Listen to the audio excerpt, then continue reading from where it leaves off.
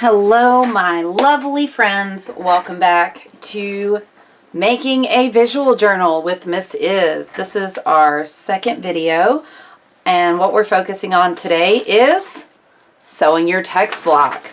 Some of you guys are like, Robin, what's a text block? Good thing you asked. So when I first started bookmaking, I got this awesome book called Cover to Cover by Shireen LaPlante. And it has a ton of cool stuff, but guess what? I don't have her permission to show you all that in detail. But for my students, if you need some help, I have on Google Classroom some of this information. What we are making is, I have my little bookmark here of a folded sheet of paper, go figure, because that's what we did last time. We're making a basic codex. If you have had me for Art 3 and you're just watching a video, we used to make this type of open spine book for our sketchbooks that we used all year. But I'm sure you can find other YouTube videos with some great people or some ideas like what I'm going to show you here and do with you here. Okay, so we're going to sew our text block together. This is one of the parts where some people get a little frustrated. So if at any point you need to pause the video and look at things, that's great. Do that. Make sure that you are re-looking at things and paying attention. I'm going to angle some light so that it's a little bit easier for y'all to see. Okay, so here's what you need today. Today you need, let me move this out of the way. You need those pages that we folded last time. Do you remember those? Maybe you're watching this video back to back. Maybe not. My light is shining brightly there, which is annoying. Okay, we have our 5 stacks. We numbered them 1 through 5. They have 5 pages in each stack, so 5 times 5 is, that's right, mathletes, it's 25. We then measured 4 evenly spaced, well, mostly evenly spaced. I did it that way because it's a little bit easier to measure when you have trouble with rulers. Okay, 4 evenly-ish spaced holes that we pre-poked. Pre-poking the holes makes today's job a lot easier. So you have this beautiful stack. You can set it aside. Because we're on quarantine, I have no idea what type of supplies you have at home. So I'm going to give you some options. I have waxed linen thread because I bind books at home. You can tell it's stiff and waxy. It's great for bookmaking, but I'm not assuming you have this at home. I also have a curved needle. It's a basic upholstery needle. You can actually buy them at grocery stores. I use this with my students when we're at school because it makes sewing a little bit easier. But yet again, you probably don't have these things laying around your house. If you do, then you're pretty awesome and have a lot of cool art supplies, and I want to come stay with you because I want to make art with you, and that sounds awesome. So you also need some scissors, okay? Now, if you don't have these things, you definitely need this, right? And if you're in my class, yours are decorated, right? I'm using blank copy paper because I didn't decorate them with you because I was teaching y'all while you were creating, which is fun, okay? You can have a different type of scissors. That doesn't matter. But let's say you don't have waxed linen thread. What can you do? You can use sewing thread and just double it up, right? You've probably done that before where you get twice as much thread as you need, and you just double it on the needle, and I'll walk you through how to do that when we do that. If you are using sewing thread, sometimes it pops. So if you have candles around your house, then I would rub it along the bottom of a candle to get the wax on it so it makes it a little bit stronger. If you have candles like little tea lights, you can pop them out of the aluminum casing and use the bottom. The reason I want you to use the bottom is so you don't make your parents mad by taking their beautiful taper candles that might be in a dining room or on a mantle somewhere and rubbing thread on them to make cut marks. If my kids did that, I'd be a little upset. So I don't want y'all to do that and upset your parents because I'm sure they're stressed out enough with this quarantine and having to work and deal with, love on you guys because y'all are great. The other thing you need is a needle, okay? And I'm hoping that you have one at home. If not, grocery stores sell them in little sewing kits. It does not have to be curved. I have a curved one because I have them at home and I like sewing with them, but you do not have to have a curved one. You can use another one. But the one thing I want to tell you about thread is if you don't have waxed linen thread like I do, and sewing thread's a little hard to come by, most homes have what I use with my students, which is dental floss, y'all. Floss your teeth. Dentists recommend it. It's good for you and also makes your breath less smelly. So dental floss is great because guess what? It's already waxed and it's stronger than regular sewing thread. I still would double it up Okay, so keep that in mind. So I'm going to make you a little list of things you need today. So in case you're pausing and running around your house like a crazy person looking for stuff, you can look at this. Supplies. You need your papers from, I'll say, for your text block. Your text block are all your pages that create the text of a book, like a normal book has words. Ours is like a sketchbook or a visual journal that will draw in, but still called a text block, okay? You need a needle of some sort. Does it have to be curved? No, it does not. Does not have to be curved. You need scissors. Woohoo, scissors. And the last thing that we've talked a lot about is thread/floss. If you aren't an art teacher and don't have wax, linen, thread, I highly recommend dental floss. So the first thing we're going to do is we're going to cut off enough thread for us to use to sew 5 signature stacks into a text block. Okay? So woohoo, we got it ready. If you have dental floss or regular sewing thread, what I want you to do is 2 full arm spans. So if you remember from math class, your arm span is equal to your height, right? So that's from fingertip to fingertip. So from your finger all the way down your hand, down your forearm, across your collarbones, and down the other arm to the opposite fingertip. You are doing 2 of those. Don't cut it in the middle. Do 2 full versions of yourself. Okay, because I have waxed linen thread, I only need to do 1 arm span. But you, my dear lovelies, are doing 2 arm spans, okay? So, I'm gonna write that down on our little notes for today. If I can find that same, there's my marker. Length equals 2 full arm spans. Hopefully I'm dragging it out so that you've had time to cut your 2 full arm spans. Now, if you have dental floss or something like that, I'm using black so that you can see it a little bit better when we do our text block. But if you have dental floss, when you thread your needle, which if you're older like me, can be a challenge. Don't call me old though, not that old. But you got to kind of wiggle it through. Okay? If you have 2 full arm spans, what I recommend is pulling your needle all the way to the middle of those 2 full arm spans so that your strings line up at the bottom, okay? So that your strings match at the bottom. So you're putting the needle in the middle of the thread. I'm not doing that for this demo because I don't have to, because I have the wax linen thread and I don't want to waste it. It's kind of expensive. So I'm just giving myself a little tail. Okay? So hopefully you've got that set up. If not, pause. Okay? Because we're going to start sewing our text block. Okay? So set that aside. The first thing that we are going to do is Robin's going to flip in her book to make sure she doesn't tell you wrong, because quarantine's made me a little crazy, y'all. I'm sure you're all not feeling that and handling this perfectly fine. Okay, I take my needle and I open up stack 1. So I say, hey, stack 1, I want to open you up. Now, I'm going to take stack 1.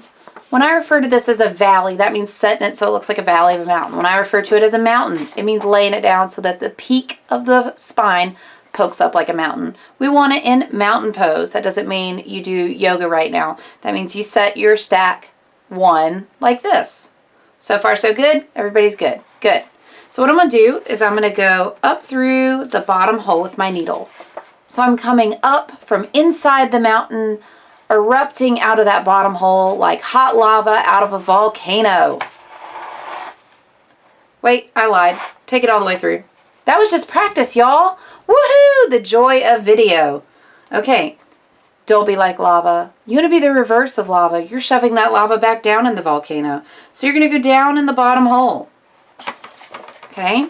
And that way, when you pull through, your tail is hanging out like a dog. See? Happy dog. Happy dog. You don't need a whole lot of your tail hanging through. I'd recommend at least 2 inches. So give your dog a little 2-inch tail. We're not going to tie a knot yet. So what that means is you have to use your non-sewing hand. So for me, I'm right-handed. Hey, righties. I'm going to use my lefty to just kind of hold my stack and that tail all at the same time. Now you can see why I'm using black thread, because you can tell that white thread would be hard to see on this video. Okay, everybody's good? If not, pause, restart it when you're ready. Okay, so from here, I'm going to come up out of the second hole. So in mountain pose, I'm erupting out of the second hole from the bottom. Hot lava! Ah! Don't pull your tail all the way through. Keep your little puppy dog tail there. And it should look like this. You've got your puppy dog tail and your string that you are officially sewing coming out. Okay?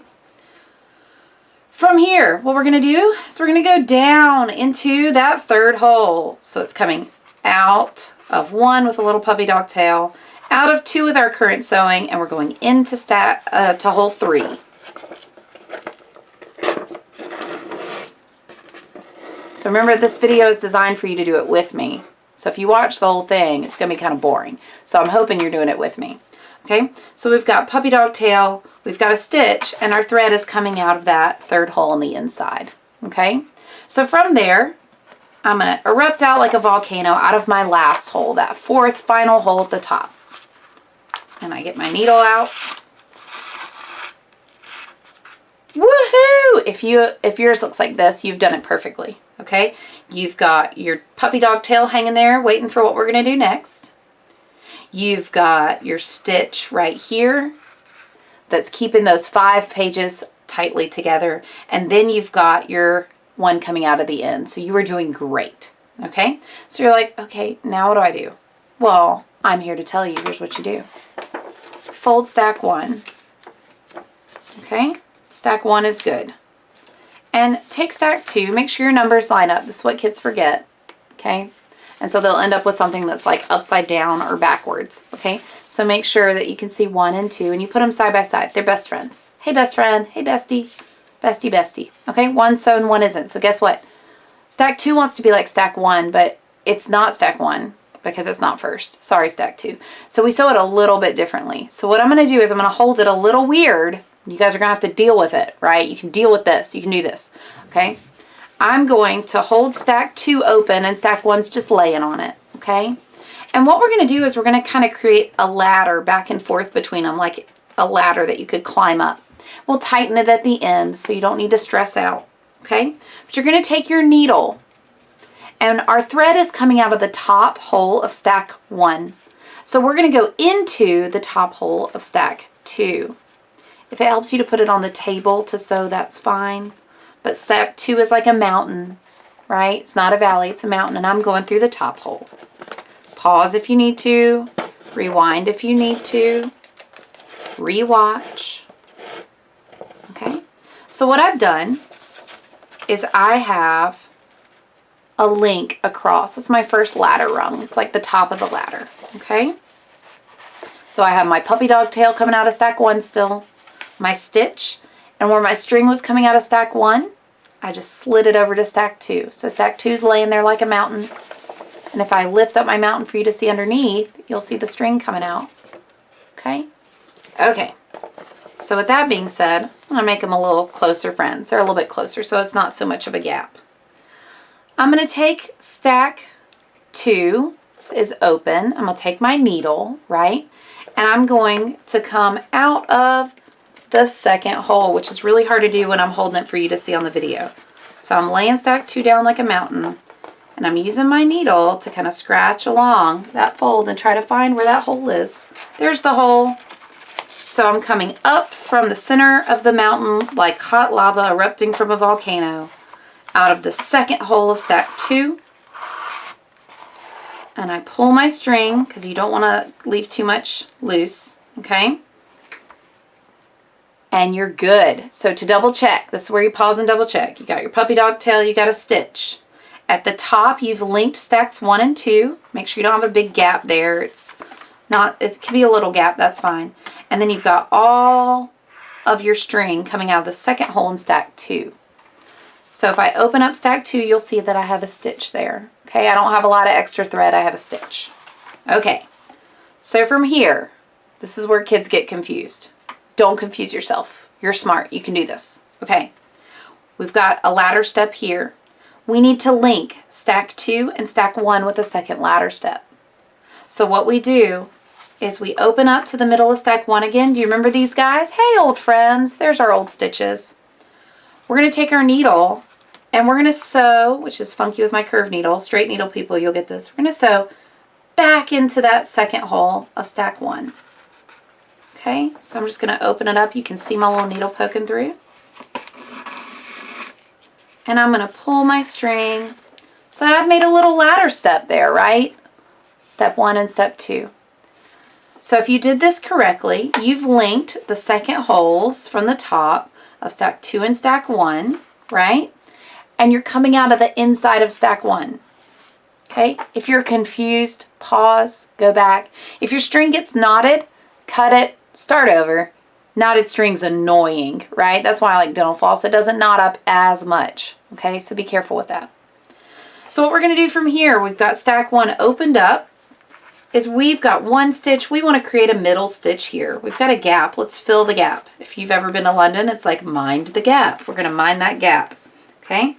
So we're coming out of hole 2 in stack 1. We're going to go back into hole 3 of stack 1. So that when I pull it through,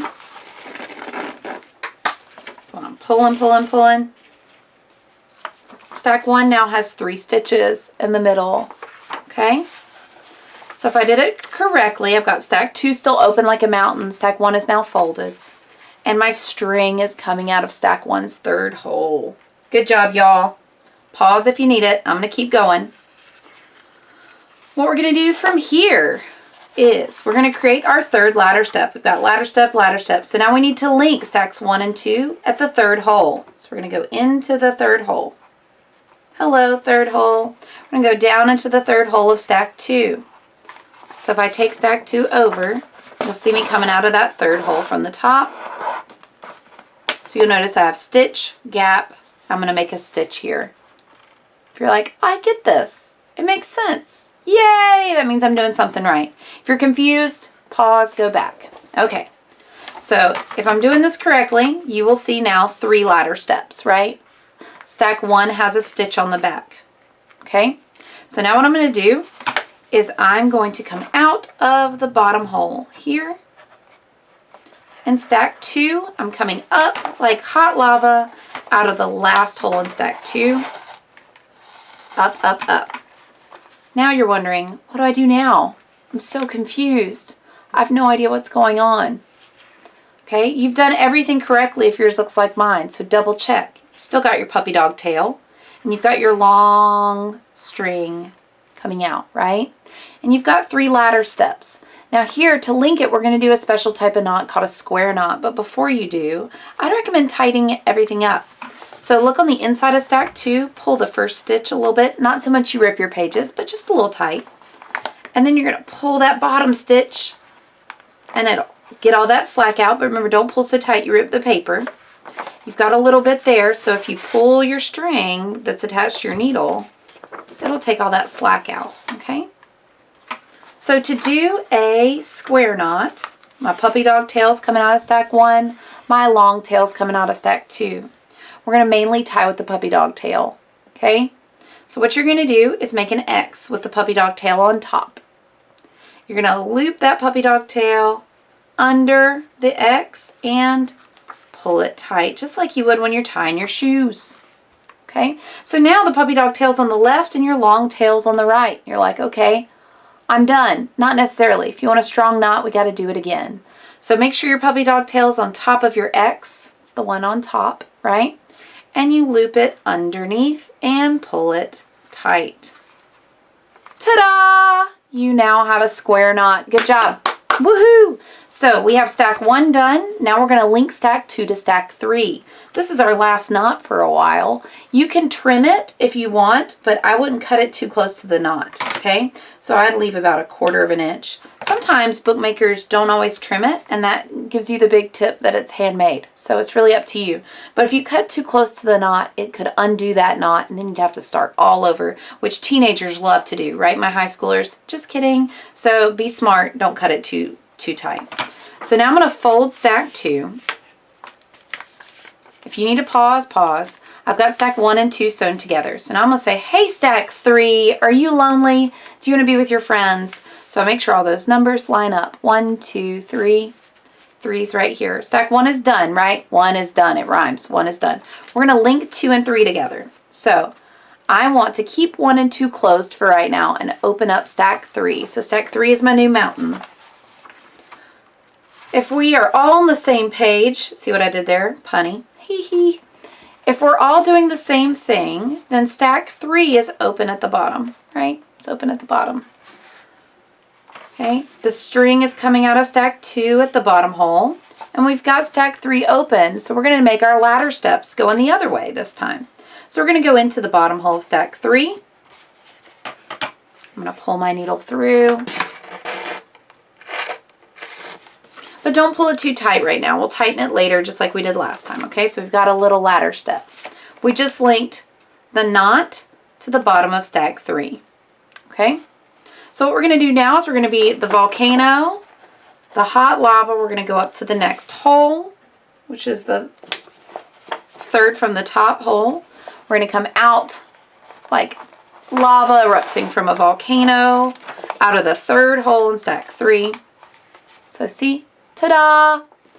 But we want to link it to stack 2. So ignore stack 1. Repeat with me. 1 is done, right? So if you open up stack 2, so that you're kind of holding it like this, which is weird, right? But I've got stack 2 a little open just so I can see. I want to go back into the third hole of stack 2. So I've got my needle sticking in the third hole of stack 2. I'm leaving stack 1 alone, just the one right beside it, which is stack 2. So if I open up stack 2, I'll see my needle sticking out. You guys see that? So I pull my needle out. Now if you remember me being weird a couple minutes ago, I told you that we need to mind the gap. Like in London when you're on the metro, we got to close that gap, mind the gap.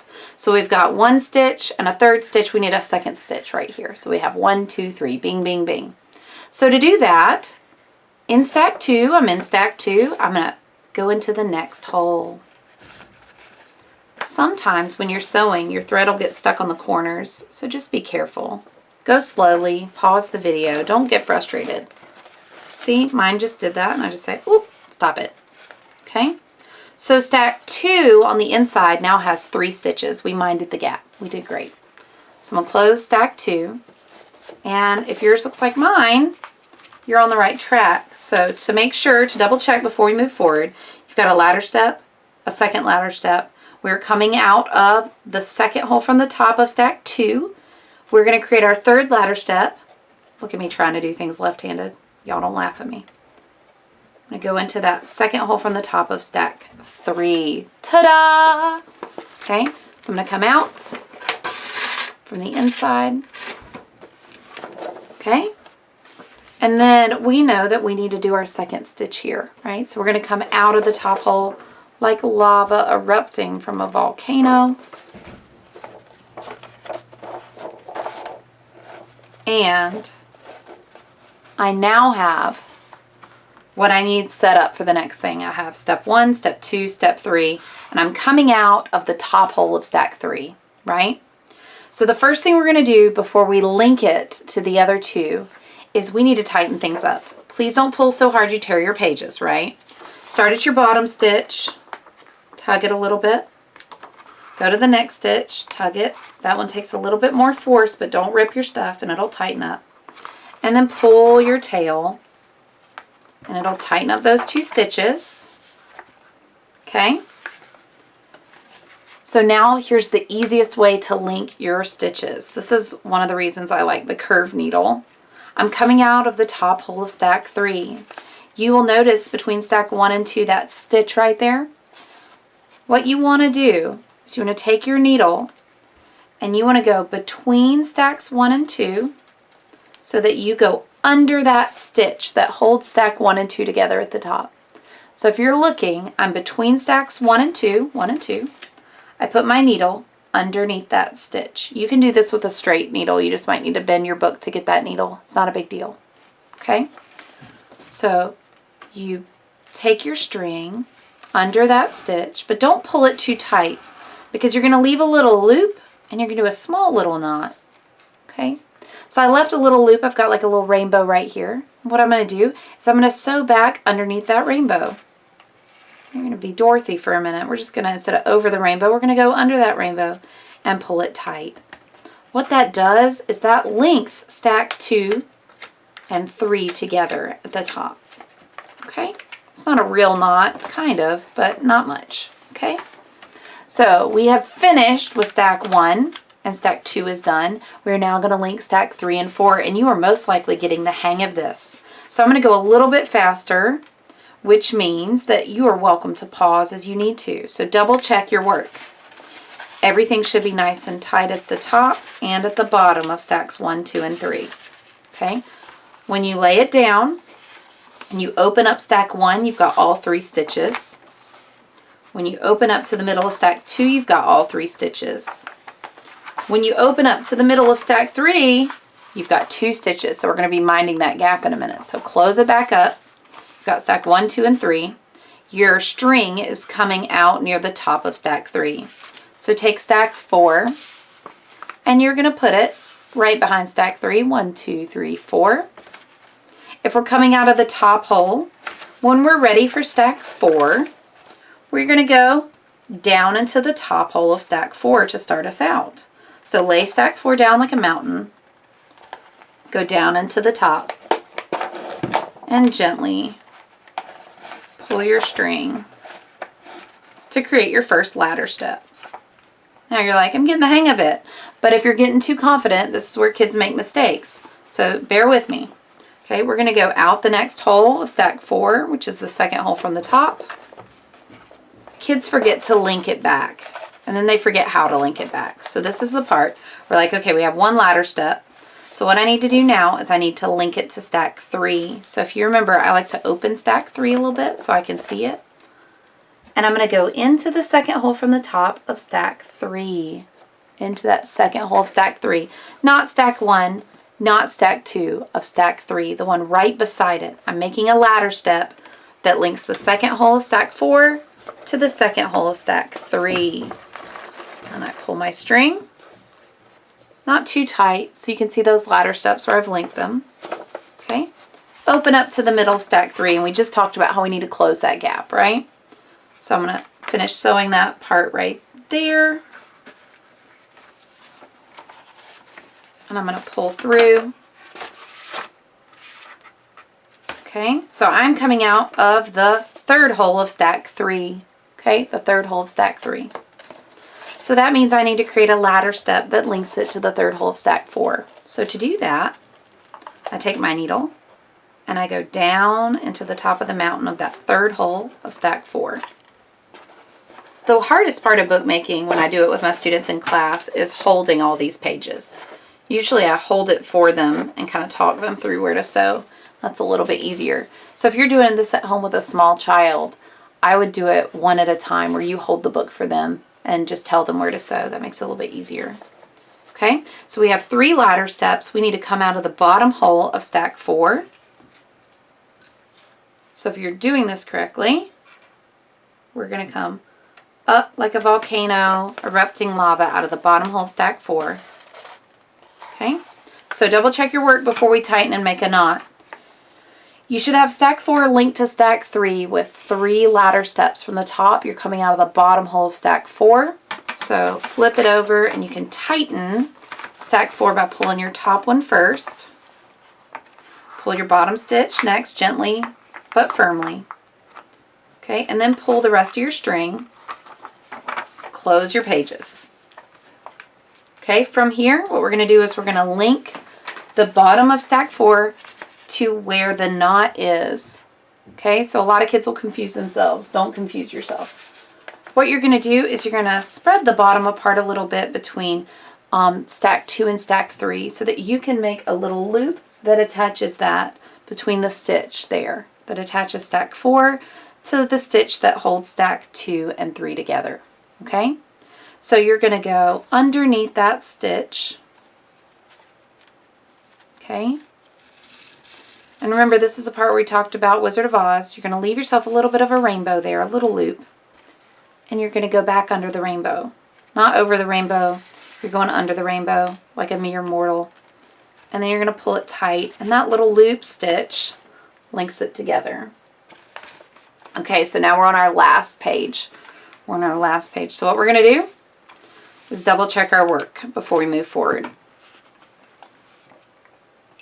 Okay, we've got stack 1, 2, 3, and 4. And if you go like this, they are all held together firmly. You've got stack 1, 2, 3, and 4. If you go like that, they're all held firmly. Stack 1, 3 stitches. Stack 2 has 3 stitches. Stack 3 has 3 stitches. Stack 4 has 2 stitches. So you can see what we're going to be doing. We're going to close that gap. Okay, so I'm flipping my book back over so that I can see 1, 2, 3, 4. Because I want to put stack 5 right in that order so that nothing, if you've already decorated your pages, is upside down. So 1, 2, 3, 4, 5. So now what I'm going to do, my string is coming out of the bottom of stack 4. I'm going to go into the bottom of stack 5. So I lay stack 5 like a mountain. And I take my needle and I go down into the bottom hole of stack 5. This is where it's awkward to hold, so do your best. Okay? I've made my first ladder step. Next thing I'm going to do is I'm going to come up through the 3rd hole from the top of stack 5. Most people just want to keep sewing like normal, but remember we've got to make our ladder steps. So I need to link it to the 3rd hole from the top of stack 4. So I like to open up stack 4 so I can see it a little bit better and go into that 3rd hole of stack 4. Should see your needle coming out. If not, just try again. Okay, I've got my 2 ladder steps, right? So pause and check. 2 ladder steps. I'm coming out of the 3rd hole of stack 4. Now I need to mind that gap. I'm going to close the gap. If you're a teacher, we call that closing the achievement gap is a good way to remember that too. So hopefully some teachers are doing some self-care, making some fun stuff. So I'm coming up through the 2nd hole from the top like a volcano out of stack 4. Okay? You'll notice you probably have just enough thread to finish this. You're doing great. Okay? We're almost done. So at stack 4, I'm going to go into the 2nd hole of stack 5. That's my last ladder step right there. Okay, so 1, 2, 3. So to finish up, I'm going to come out of the top hole of stack 5. Gets awkward to hold. You're coming out of the top hole of stack 5 like volcano, or the lava erupting out of the top hole of stack 5. We're going to double check our work before we tighten it and make our knot, okay? So to double check your work, you should have 3 ladder steps coming up between stacks 4 and 5. 1, 2, 3. Your string is coming out of the top hole of stack 5. So to tighten it, since we started at the bottom, we tighten at the bottom first. Gently pull that bottom stitch. Okay, you might have to like stack them like you just saw me do it. Okay. Then you're going to gently but firmly pull the top stitch and then pull your tail to tighten that. You can close your book. Okay. You can add more pages if you ever want to do this on your own, but with my students, with the size that we're doing this, we just cut 5. We did 25 pages with 5, so we've got 5 stacks of 5. So the last thing I need to do is I need to link this together. It's very similar to what we've done before. Okay. So I'm looking between stacks 3 and 4. I'm going to go underneath that stitch that holds the top of stack 3 and 4 together. Go under that stitch. And then, just like the Wizard of Oz, leave yourself a rainbow. But this time, I want you to go under that rainbow twice. So the first time you go under, don't pull tight. Second time you go under, you're creating a little bit more of a steady knot. Okay? Pull it tight. I like to, with my students, do what I call a backup knot. So what you're going to do here is you're going to go under that stitch that holds 2 and 3 together. So we're going just a link beside it.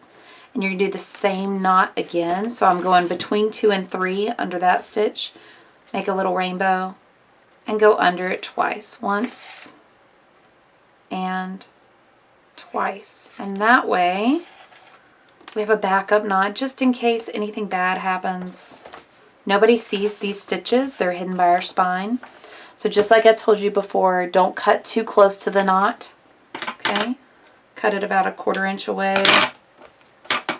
And you have a basic codex sewn together. So you just sewed your text block and you did great. If you're my student and you are needing to upload a photo for me, I'm going to show you the angle that I want you to do that. Okay? You're going to take your phone, hey phone, and you go, look, it just uploaded with everything. You are going to take a photo from the angle so that I can see your stitched spine. Okay, and you're going to upload that in a Google Classroom following the directions that I have mapped out for you. So enjoy and tune in for our next video where we talk about how to cut the cover boards that you need and the spine. Okay?